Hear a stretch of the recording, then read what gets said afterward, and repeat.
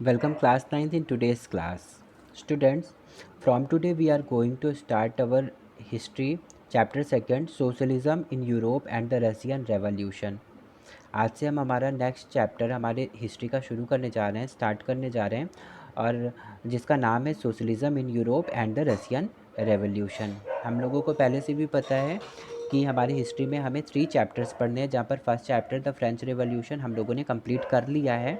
Second chapter अब हम आज से स्टार्ट करने जा रहे हैं। ओके, तो in this chapter we will discuss about socialism, एक नया कॉन्सेप्ट जो कि उस टाइम पर यूरोप में इंट्रोड्यूस हुआ था, जहाँ पर इक्वालिटी की बात की गई थी। इसको हम और ब्रीफ में आगे समझेंगे और अच्छे से डिटेल में भी समझेंगे।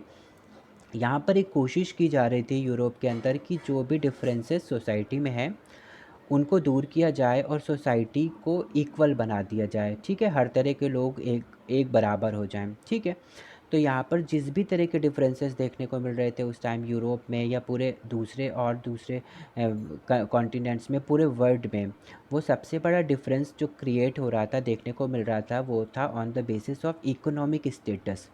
बहुत से लोग थे जिनका इकोनॉमिक स्टेटस बहुत हाई था, कुछ ऐसे लोग थे जिनका इकोनॉमिक स्टेटस बहुत ज़्यादा लो या मीडियम था, है ना। अब जैसा जिसकी भी इकोनॉमिक स्टेटस उस टाइम पर था उन्हीं के बेसिस पे उनको ट्रीट किया जाता था। ठीक, तो एक बहुत बड़ा गैप था जहाँ पर इकोनॉमिक कंडीशन या इकोनॉमिक स्टेटस के बेसिस पे वो गैप, वो डिफरेंस देखने को मिल रहा था। ठीक है, इस टाइम पर कुछ सोशल ग्रुप्स क्रिएट हुए जिन लोगों ने सोशलिज्म को बढ़ाने के लिए यानी इक्वालिटी को लाने के लिए बहुत सारा एफर्ट किया। और यहाँ पर इक्वालिटी लाने के पीछे लाने का जो उनका एम था वो तभी पूरा हो सकता था जब इकोनॉमिक इक्वालिटी ला दी जाए, क्योंकि जो इनइक्वालिटी क्रिएट हो रही थी उसके पीछे का रीज़न जो लोगों ने पता किया वो केवल और केवल इकोनॉमी थी। ठीक है, जो रिच और पुअर के बीच का जो गैप था वो लगातार बढ़ता जा रहा था। ठीक है, और इसी रीज़न को ध्यान में रखते हुए वो स्टेप्स लिए गए कि लोगों के बीच से इकोनॉमिक जो डिफरेंसेस है उनको क्लियर किया जाए, ताकि सोसाइटी में सबको एक बराबर का रिस्पेक्ट, एक बराबर की अपॉर्चुनिटीज़ और एक जैसा ही सब कुछ मिल सके। ठीक है, इस चीज़ के लिए बहुत सारा वर्क किया जिसको हम लोग डिटेल में हमारे चैप्टर में आगे पढ़ेंगे। ओके, सो चलो स्टार्ट करते हैं। पहले देखते हैं कि ये चैप्टर क्या है। Socialism in Europe and the Russian revolution.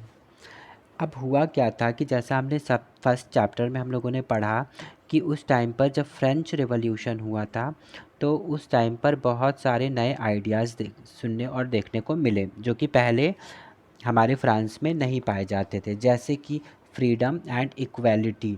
इस उस टाइम पर यूरोप के अंदर में फ्रीडम जैसा कोई कॉन्सेप्ट नहीं था कॉमन सिटीजन के लिए, इक्वालिटी जैसी कोई चीज़ उस समय पर थी ही नहीं, है ना। लेकिन फ्रेंच रिवॉल्यूशन होता है जहाँ पर इतने सारे मूवमेंट के बाद फिर जाकर पूरी सोसाइटी में कॉमन सिटीजन्स को बिना किसी इकोनॉमिक कंडीशन के, बिना किसी उनके इकोनॉमिक स्टेटस के बेसिस पे सबको एक बराबर का फ्रीडम, इक्वालिटी और राइट्स मिल जाते हैं, है ना। जब फ्रेंच रिवॉल्यूशन सक्सेसफुली हो जाता है और पाया गया कि फ्रेंच रिवॉल्यूशन के बाद फ्रांस एक नए फॉर्म में तैयार हो चुका है जहाँ पर हर सिटीजन को लिबर्टी मिली हुई है, फ्रीडम मिला हुआ है, इक्वालिटी मिली हुई है और हर कोई अब अपने राइट्स को एंजॉय कर रहा है ना।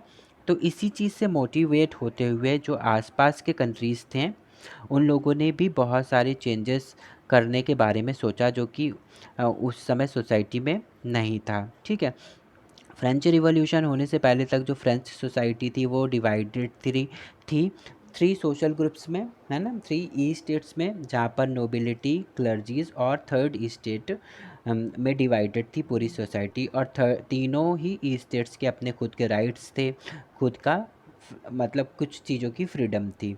ठीक, सबको सब कुछ नहीं था, जो भी पावर्स और राइट्स दिए गए थे वो ग्रुप वाइज या स्टेट्स में डिवाइडेड थे। ठीक है, अब उसी चीज़ से मोटिवेट होते हुए, एक सक्सेसफुल मूवमेंट से इम्प्रेस होते हुए, मोटिवेट होते हुए, अभी बहुत ज़्यादा जो दूसरे आसपास के एरियाज़ थे वहाँ पर भी न्यू आइडियाज़ इस समय इंट्रोड्यूस होने शुरू हो गए। ठीक है। यूरोप के साथ साथ एशिया में भी न्यू आइडियाज़ इस टाइम पर हर इंडिविजुअल पर्सन के राइट्स से रिलेटेड, सोशल पावर से रिलेटेड इंट्रोड्यूस होना शुरू हो जाती है। ठीक, इस टाइम पर लोग डिस्कस करना शुरू करते हैं अपने राइट्स के बारे में, जहाँ पर ऐसे राइट्स नहीं मिलते। अब सोचो, अगर किसी एक कंट्री में किसी कॉमन सिटीजन्स को कुछ राइट्स दिए गए हैं और दूसरी कंट्री में नहीं दिया गया है, तो जहाँ नहीं दिया गया है वो लोग तो डिस्कस करेंगे ही, उन्हें भी लगेगा कि हमारे कंट्री में भी ये सारी चीज़ें होनी चाहिए, और फिर वो उस प्रोसेस की तरफ भी ध्यान देंगे जिस प्रोसेस के थ्रू पहली कंट्री में वो राइट्स इंट्रोड्यूस हुए हैं ना। तो वो भी चाहेंगे कि ऐसा ही कुछ प्रोसेस हम भी करें, ऐसा ही कुछ मूवमेंट हम भी करें, ताकि हमारे पास भी इस तरह के राइट्स आ जाएं, है ना। तो इन चीज़ों को ध्यान में रखते हुए अब जो कॉमन सिटीजन्स थे आसपास के एरियाज़ में, यूरोप और पूरे एशिया में भी, वो डिस्कस करते हैं इंडिविजुअल्स के राइट्स के बारे में, सोशल पावर के बारे में, और दूसरे जो पावर्स और कुछ अच्छी चीज़ें थी, है ना, उनके बारे में डिस्कशन इस टाइम पर शुरू हो जाता है। इंडिया में भी हमारे राजा राम मोहन रॉय एंड डेरोजियो, ये दो लोगों का नाम आता है, जो कि इन इस तरह की जो भी बातचीत हो रही थी उसमें इन्वॉल्व्ड पाए गए। ठीक है। अब इस टाइम पर पूरे जो यूरोप था, यूरोपियन सोसाइटी के अंदर बहुत सारे न्यू आइडियाज़ इंट्रोड्यूस होना शुरू हो जाते हैं। क्लियर। तो अब इस टाइम पर फ्रेंच सोसाइटी में जब डिस्कशन हो रहा है, ठीक है, एक चेंज लाने की बात हो रही, तो उस टाइम पर पूरे यूरोप में हर तरह के लोग इस तरह के ट्रांसफॉर्मेशन के फेवर में नहीं थे। अभी भी बहुत से लोग थे जिनको लगता था कि पूरी तरीके से, जैसे फ्रेंच सोसाइटी पूरी तरीके से ट्रांसफॉर्म्ड हो गई है ना, मोनार्क से वो एक डेमोक्रेटिक कंट्री में चेंज हो जाती है, तो एक बहुत बड़ा ट्रांसफॉर्मेशन था। जबकि यूरोप में बहुत से लोग ऐसे थे जो कि इस तरह का कंप्लीट ट्रांसफॉर्मेशन नहीं चाहते थे सोसाइटी का। ठीक है, कुछ ऐसे लोग थे जो कंप्लीट ट्रांसफॉर्मेशन चाहते थे, कुछ थे जो कुछ चीज़ों में चेंज चाहते थे और कुछ चीज़ों को वैसे ही कंटिन्यू करना चाहते थे, और कुछ ऐसे लोग थे जो किसी भी तरह का चेंज नहीं चाहते थे, वो चाहते थे कि जैसा चल रहा है वो उसी तरह से चलता रहे। ठीक है। तो इन तीन तरह के व्यूज़ उस टाइम पर भी फैल रहे थे, स्प्रेड हो रहे थे, और इन थ्री व्यूज़ के बेसिस पे थ्री सोशल ग्रुप्स भी इस टाइम पर क्रिएट हो गए थे सोसाइटी में। ठीक, जैसे जो जो थे कंजर्वेटिव्स, लिबरल्स और रेडिकल्स। अब ये तीनों एक दूसरे से किस तरह से डिफरेंट थे, ये हम डिस्कस करेंगे आगे। अब इस टाइम पर जो some of the important political traditions of the 19th century and see how they influence changes, अभी हम देखेंगे कि किस तरह से जो भी ये सारी चीज़ें हो रही थी उसका रिज़ल्ट भी क्या आ रहा था। ठीक है। तो अब ये एक टाइम था जिस टाइम पर सोसाइटी में ट्रांसफॉर्मेशन की बात की जा रही थी, और जो कि बाद में होती भी है। ठीक है। तो through the revolution in Russia, socialism became one of the most significant and powerful ideas to shape society in the 20th century. अभी रसिया, ये सारी चीज़ें तो अभी पूरे यूरोप में डिस्कस हो रही हैं, लेकिन चेंज के लिए जो स्टेप उठाया गया वो रसिया में उठाया गया। ठीक है। जो देखने के बाद, क्योंकि यहाँ पर बहुत से लोग हैं जो कि कंप्लीट ट्रांसफॉर्मेशन नहीं चाह रहे हैं पूरे यूरोप में, ठीक है, लेकिन रसिया में एक तरह का अभी एक मूवमेंट होता है और एक बहुत बड़ा स्टेप उठाया जाता है, एक बहुत बड़ा एफर्ट किया जाता है कॉमन सिटीजन्स के द्वारा, जिससे जब रसिया में सोशलिज्म आ जाता है, रसिया में इक्वालिटी आ जाती है, तो इसी पावरफुल आइडिया से मोटिवेट होते हुए अब धीरे धीरे पूरा यूरोप भी चेंज होना शुरू हो जाता है और एक नई सोसाइटी को शेप मिलना शुरू हो जाता है 20th सेंचुरी में। क्लियर। यहाँ पर अब बात आती है उन थ्री ग्रुप्स की जो उस टाइम पर फॉर्म हो चुके थे, इंट्रोड्यूस हो चुके थे, लिबरल्स, रेडिकल्स एंड कंजर्वेटिव्स। अब सबसे पहले हम बात करेंगे लिबरल्स की। लिबरल्स ऐसे ग्रुप थे जो कि चेंज चाहते थे सोसाइटी के अंदर, ऐसे ग्रुप, ऐसे लोग जो कि चाहते थे कि सोसाइटी में हमारे चेंज हो, वो लोगों को, उनको लिबरल्स के नाम से जाना जाता था। उस टाइम पर रिलीजन के बेसिस पे बहुत सारा डिफरेंस देखने को मिलता था, बहुत सारा डिस्क्रिमिनेशन होता था। तो लिबरल्स चाहते थे कि किसी को भी रिलीजन के बेसिस पे इस तरह की चीज़ें नहीं की जाएँ, बल्कि सबको इक्वल ट्रीट किया जाए, वो किसी भी रिलीजन का पर्सन हो। ठीक है, क्योंकि उस टाइम पर जो यूरोपियन स्टेट्स थे वो बहुत ज़्यादा फेवर करते थे रिलीजन को, है ना। क्रिश्चियंस में भी कई सारे क्रिश्चियंस होते हैं, जैसे ब्रिटेन फेवर करते थे चर्च ऑफ इंग्लैंड, है ना।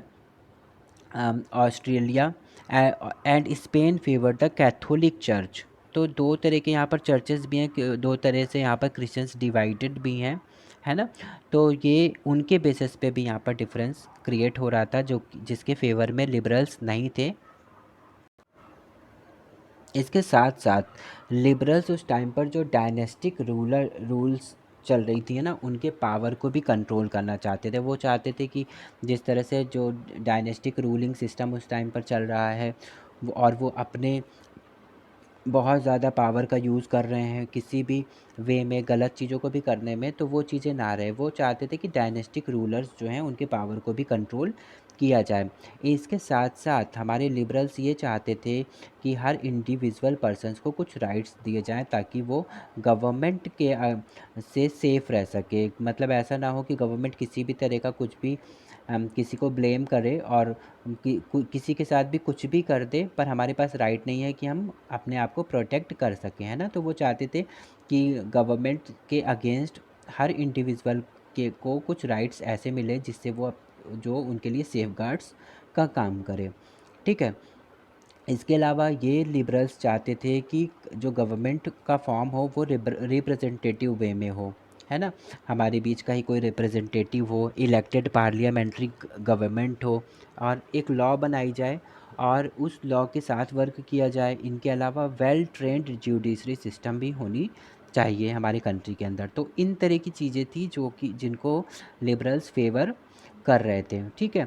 जबकि ये लोग डेमोक्रेट्स नहीं थे, ये नहीं चाहते थे कि पूरे तरीके से डेमोक्रेसी आ जाए, पर ये कुछ चीज़ों को, कुछ बड़े चीज़ों को चेंज करना चाहते थे। ठीक है। ये यूनिवर्सल एडल्ट फ्रेंचाइज में बिलीव नहीं करते थे। यूनिवर्सल एडल्ट फ्रेंचाइज का मतलब होता है कि हर किसी को राइट टू वोट होगा बिना किसी डिस्क्रिमिनेशन के, है ना। जबकि ये यूनिवर्सल एडल्ट फ्रेंचाइज के फेवर में नहीं थे। ये चाहते थे कि राइट टू वोट उन्हें ही मिले जिनके पास प्रॉपर्टी अधिक हो, है ना। जो अपने इनकम के कुछ पार्ट्स टैक्सेस के रूप में गवर्नमेंट को दे रहे हैं, तो उनके पास ही गवर्नमेंट को फॉर्म करने का से रिलेटेड जो भी डिसीज़न लेना है वो वही ले सकें, है ना। तो यहाँ पर देखा जाए अगर, तो हर तरह के जो भी चेंजेस लिबरल्स चाहते थे वो बहुत ज़्यादा डेमोक्रेटिक लग रहे हैं, है ना। पर यहाँ पर केवल और केवल यूनिवर्सल एडल्ट फ्रेंचाइज के अगेंस्ट होना उनका, ये थोड़ा सा नॉन डेमोक्रेटिक है। ठीक है। तो इनको हम शॉर्ट में प्रिपेयर रखेंगे कि लिबरल्स के पॉइंट ऑफ व्यूज़ क्या थे उस टाइम पर। लिबरल साथ में विमेन को राइट टू वोट मिले या विमेन को किसी तरह का पॉलिटिकल राइट मिले, इस चीज़ के फेवर में भी नहीं थे। ठीक है। अब सेकंड हमारा जो सोशल ग्रुप था वो था रेडिकल्स का। अब रेडिकल्स के व्यूज़ क्या थे। रेडिकल्स जो थे वो चाहते थे कि जो नेशन हो, जो कंट्री हो, वो हो on the basis of majority of a countries population. वो कंट्री की पॉपुलेशन में चाहते थे कि ज़्यादातर लोग किस तरह के हैं उनको ध्यान में रखते हुए कंट्री का रूलिंग सिस्टम हो। ठीक है। एक ऐसा नेशन जहाँ पर मेजॉरिटी को ज़्यादा टाइम, ज़्यादा वैल्यू दी जाए। ठीक है। साथ ही साथ पर मैनी सपोर्टेड वीमेंस सफ्रिगेट मूवमेंट्स। उस टाइम पर वीमेन के की स्थिति बहुत अच्छी नहीं थी, तो वीमेन को सपोर्ट करने के लिए बहुत सारे जो मूवमेंट हो रहे थे उनमें भी रेडिकल्स लोग थोड़े से इन्वॉल्व थे। ठीक है। They oppose the privileges of great land owners and wealthy factory owners. वो नहीं चाहते थे कि जिन लोग, जो बड़े लैंड ओनर्स हैं, जो वेल्दी फैक्ट्री ओनर्स हैं, उन लोगों को कुछ जो प्रिविलेजेस दिए गए हैं, कुछ विशेष अधिकार दिए गए हैं, वो उनको अपोज करते थे, उनके अगेंस्ट थे। लेकिन जबकि वो इस चीज़ के अगेंस्ट नहीं थे कि किसी के पास प्राइवेट प्रॉपर्टी कितनी ज़्यादा होती है। ठीक है। उस टाइम पर बहुत सारे लोग ऐसे थे जिनके पास बहुत ज़्यादा प्रॉपर्टी थी, और बहुत से ऐसे लोग थे जिनके पास लैंड भी नहीं था, रहने के लिए घर भी नहीं था, फार्मिंग के लिए या कुछ भी काम करने के लिए उनके पास बिल्कुल प्रॉपर्टी लैंड कुछ भी नहीं था, है ना। तो वो चाहते थे कि ठीक है, अगर किसी के पास बहुत ज़्यादा प्रॉपर्टी है तो वो उसके फेवर में है कि वो उस प्रॉपर्टी को यूज़ करे। ठीक है। लेकिन वो उन जो प्रॉपर्टी होल्डर्स लोग हैं उनको जो प्रिविलेजेस दिए गए थे वो उनके अगेंस्ट थे। ठीक है। तो रेडिकल्स के व्यूज़ कुछ ऐसे थे। Next is conservative. अब कंजर्वेटिव्स कैसे लोग थे? कंजर्वेटिव्स जो थे वो रेडिकल्स और लिबरल्स दोनों के ही व्यूज़ को अपोज करते थे, ठीक है, उसी के अगेंस्ट थे, ठीक है। जब फ्रेंच रिवॉल्यूशन हुआ उस टाइम पर है ना, उस टाइम के बाद भी कंजर्वेटिव्स जो थे उनके माइंड नहीं चेंज हुए थे, वो अभी भी पुराने हिसाब से ही सोच रहे थे। वो उन्हें लग ही नहीं रहा था कि किसी भी तरह के चेंज की रिक्वायरमेंट है अभी सोसाइटी के अंदर, ठीक है। जबकि फ्रेंच रिवॉल्यूशन के बाद जिन लोगों के माइंड में अभी ये भी नहीं था कि हाँ हम हमें कोई राइट नहीं है और हम बहुत अच्छे कंडीशंस के साथ नहीं रह रहे हैं हमारी कंट्री के अंदर, फ्रेंच रिवॉल्यूशन के बाद उनको भी आइडियाज़ आने लगे थे, यानी उनके भी माइंड्स ओपन होने लग गए थे। लेकिन अभी भी बहुत से लोग थे जो जिन्हें कोई तरह का फ़र्क अभी सोसाइटी में नहीं चाहिए था, है ना। ऐसे ही लोग कंजर्वेटिव्स कहलाए, ठीक है। अब ये कुछ ऐसे आइडियाज़ को फॉलो करते थे जहाँ पर ये ट्रेडिशनली जो भी सिस्टम चलता आ रहा था उसी के सपोर्ट में थे, ठीक है। अब ये चाहते तो थे कि ठीक है थोड़ा बहुत चेंज हो जाए सोसाइटी के अंदर, पर वो चाहते थे कि ये चेंजेस हो थ्रू अ स्लो प्रोसेस, बहुत स्लो प्रोसेस के साथ। मतलब ऐसा नहीं कि एक बहुत बड़ा ट्रांसफॉर्मेशन अचानक से जैसे फ्रांस के अंदर हुआ था उस तरह का हो, नहीं, वो बिल्कुल नहीं चाहते थे इस चीज़ को। वो चाहते थे कि अगर चेंजेस सोसाइटी में हो भी रहे हैं तो बहुत ज़्यादा स्लो प्रोसेस में होते रहें, कि एक बहुत बड़ा चेंज एक लॉन्ग पीरियड के बाद देखने को मिले। तो कह सकते हैं कि कंजर्वेटिव्स ऐसे लोग थे जो कि सोसाइटी में रहने वाले ऐसे लोग थे जो उस टाइम पर फॉलो किए जाने वाले उस टाइम की जो भी कंडीशन थी उन चीज़ों को ही फेवर कर रहे थे, ठीक है। अब अगर एक ही सोसाइटी के अंदर इस तरह के डिफरेंट आइडियाज़ वाले लोग होंगे तो कुछ ना कुछ क्लैशेस तो होंगे ही यहाँ पर, है ना। तो उसी तरह से कुछ पॉलिटिकल टर्मोइल होता है जब ये तीनों ही आइडियाज़ के लोग एक दूसरे के साथ मिलते हैं, है ना। और भी बहुत सारे चेंजेस होते हैं नेशन के अंदर, कंट्रीज़ के अंदर, रसिया के अंदर मेनली बहुत ज़्यादा ट्रांसफॉर्मेशन होता है, बहुत सारा चेंजेस होता है जहाँ पर पॉलिटिकल पावर जो भी थी उन पॉलिटिकल जो भी एजेंसीज़ थे, जो पॉलिटिकल पर्सन्स थे, उन लोगों के कुछ राइट्स जो थे वो भी लिमिट में आ जाते हैं, लिमिटेड हो जाते हैं। और जो एक कॉमन सिटीजन्स के पास जो बिल्कुल राइटलेस थे, उनके पास कोई राइट नहीं था, उनको कुछ राइट्स भी मिल जाते हैं। और एक बहुत बड़ा चेंज देखने को मिलता है यूरोप के अंदर, मेनली रसिया के अंदर, ठीक है। तो हमारे इस क्लास चैप्टर में हम इस पूरे चेंज को पढ़ेंगे कि किस तरह से सोशलिज़्म की स्प्रेड होता है पूरे यूरोप में और शुरुआत कैसे होती है रशिया के अंदर इस पूरे सोशलिज़्म के कॉन्सेप्ट की। क्लियर? तो student that was all about today's class. आज जो भी हमको समझना था मेनली रेडिकल्स, कंजर्वेटिव्स और लिबरल्स के बारे में हम लोगों ने समझ लिया और ये देखा कि सोसाइटी किन चीज़ों को फेस कर रही थी और कौन कौन से चेंजेस थे जो सोसाइटी में लोग अभी करना चाहते थे। In our next class we will continue our this chapter with the topic industrial society and social changes. Okay. In homework, you have to frame 10 questions with answers and send it in your Google Classroom timely. Okay. Now we will meet in our next class. Till then, take care and have a nice day.